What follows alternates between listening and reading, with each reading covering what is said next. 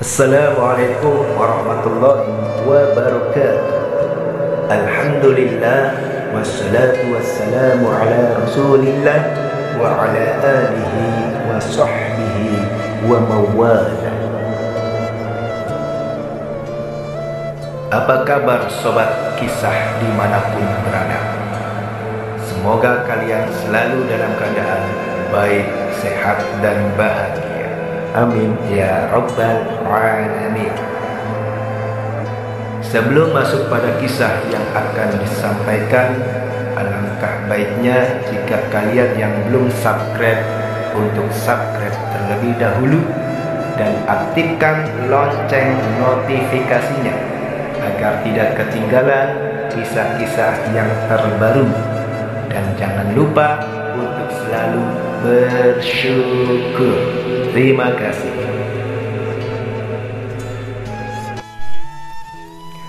Kita sebagai makhluk sosial yang hidup berdampingan dengan sesama, berdampingan dengan orang lain, seperti berdampingan bersama orang tua, bersama saudara, teman, dan tetangga.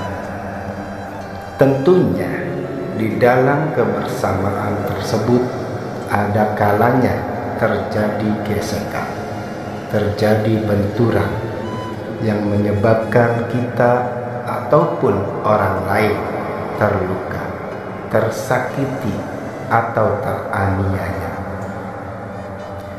Dalam Islam menjelaskan bahwa Allah akan mengampuni orang yang bersalah, yang telah melukai, menyakiti, menganiaya, jika orang tersebut mendapatkan kata ampunan atau kata dimaafkan oleh orang yang terluka, tersakiti, teraniaya tersebut. Ada suatu kisah yang identik dengan paparan di atas, yaitu kisah surga yang dibeli dengan ampunan. Masa sih surga dibeli dengan ampunan? Yuk kita saksikan bersama kisahnya.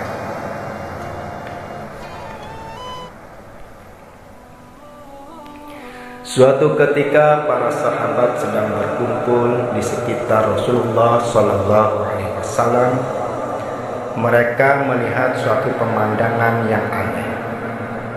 Tiba-tiba saja mereka melihat Nabi tampak bersedih dan mata beliau berkaca-kaca seolah akan menangis.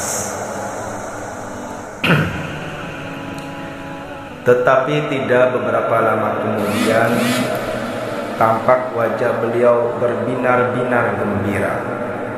Bahkan beliau tertawa sehingga kelihatan dua gigi seri beliau. Para sahabat penasaran, tetapi mereka malu untuk bertanya. Sampai akhirnya sahabat Umar yang memang cukup kritis berkata, "Wahai Rasulullah, apa yang membuat engkau tampak menangis kemudian tampak tertawa?" Nabi Muhammad SAW tersenyum melihat wajah-wajah para sahabat yang tampak keheranan sekaligus penasaran.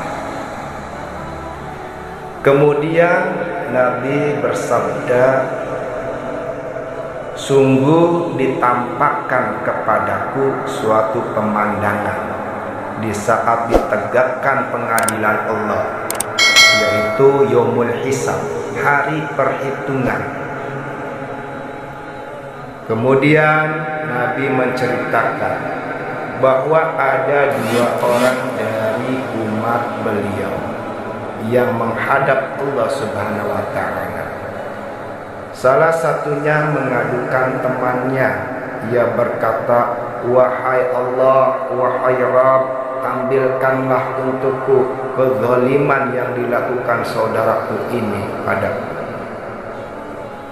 Maka Allah berfirman kepada orang yang menzalimi tersebut, berikanlah kepada saudaramu kezalimanmu itu, yakni kebaikannya, untuk menebus kezaliman yang telah dilakukannya saat di dunia kepada saudaranya itu.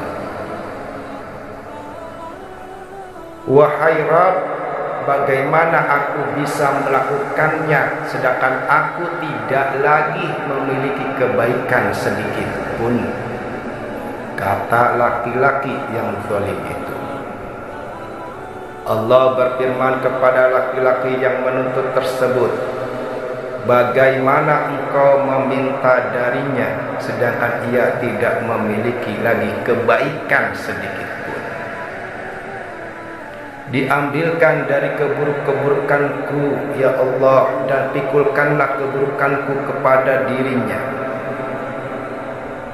Memang seperti itulah yang diajarkan oleh Rasulullah. Dosa atau kezaliman yang berhubungan dengan manusia termasuk hutang. Tidak cukup hanya dengan bertobat kepada Allah, harus diselesaikan, dihalalkan dengan mereka ketika masih hidup di dunia.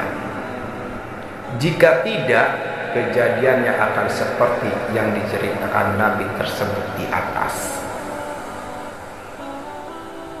Ketika melihat pemandangan itulah, Nabi merasa bersedih dan hampir menangis melihat kedua umatnya yang memilukan tersebut. Reaksi beliau yang seperti itu dilihat oleh para sahabat tanpa tahu penyebabnya. Kemudian Nabi bersabda, itu adalah hari yang agung, di mana pada hari itu setiap orang yang membutuhkan adanya orang lain yang dapat memikul kesalahan-kesalahannya. Tak lama kemudian Nabi meneruskan cerita beliau bahwa dalam keadaan seperti itu Allah berfirman kepada laki-laki yang mengajukan tuntutan, angkatlah kepalamu dan lihatlah. Laki-laki tersebut mengangkat kepalanya dan ia melihat pemandangan yang menakjubkan. Kalau sekarang ini bisa digambarkan seperti melihat tayangan televisi raksasa yang membuatnya terpana kagum. Ia berkata, ya Allah, ya Rabb, saya melihat kota-kota yang bangunannya bertahtakan emas, bertahtakan perak. Untuk Nabi yang manakah ini? Orang yang setia yang manakah ini? Untuk orang syahid yang manakah ini? Allah menjawab, itu semua untuk orang yang mampu membayar harganya. Siapakah yang mampu membayarnya ya Allah? Tanya laki-laki itu. Engkau mampu membayarnya. Dengan apa yang harus membayarnya ya Allah? Dengan memberi maaf kepada saudaramu. Maka orang yang menuntut tersebut segera saja berkata, ya Allah, saya telah memaafkan dirinya. Dalam riwayat yang disebutkan, setelah lelaki itu memaafkan temannya, Allah berfirman kepadanya, gandenglah tangan saudaramu itu dan ajaklah ia masuk ke surga yang telah menjadi milikmu tersebut. Ketika melihat pemandangan tersebut, Nabi menjadi gembira dan beliau tertawa sehingga terlihat dua gigi seri beliau. Reaksi yang dilihat oleh para sahabat tanpa mereka mengetahui penyebabnya. Selesai menceritakan semua itu, Nabi bersabda, wahai manusia, bertakwalah kepada Allah dan perbaikilah hubungan antara kalian. Sesungguhnya Allah menghubungkan antara orang-orang mukmin. Wallahu a'lam bil murad. Itulah kisah yang begitu mengharukan, yang mana jikalau kita mampu memaafkan orang yang berbuat salah, orang yang telah menyakiti, orang yang telah melukai kita, maka Allah akan membalasnya dengan kotak-kotak yang begitu megah bertahtakan emas dan perak. Dan Imam Ghazali menyebutkan, jangan sampai kita hidup sampai menjelang akhir hayat ada rasa benci di dalam hati kita. Karena kalau ada rasa benci di dalam hati kita, kita mau menghadap Allah Subhanahu wa taala, kita mau dicabut nyawanya, maka kita termasuk orang yang nanti matinya tidak membawa iman Islam. Kita termasuk su'ul khatimah. Na'udzubillahi min dzalik. Inilah pelajaran yang sangat berharga. Dalam Islam juga menyebutkan kita tidak boleh bermusuhan lebih dari 3 hari. Artinya apa? Jangan sampai hati kita dipenuhi dengan rasa kebencian.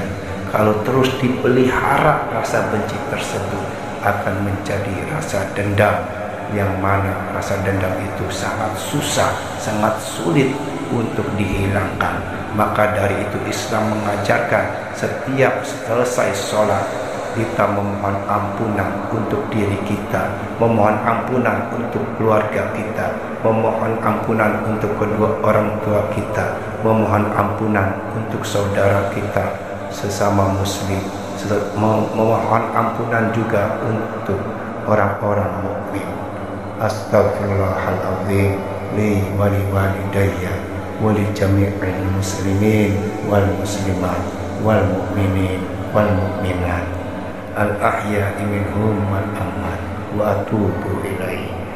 Wassalamualaikum warahmatullahi wabarakatuh.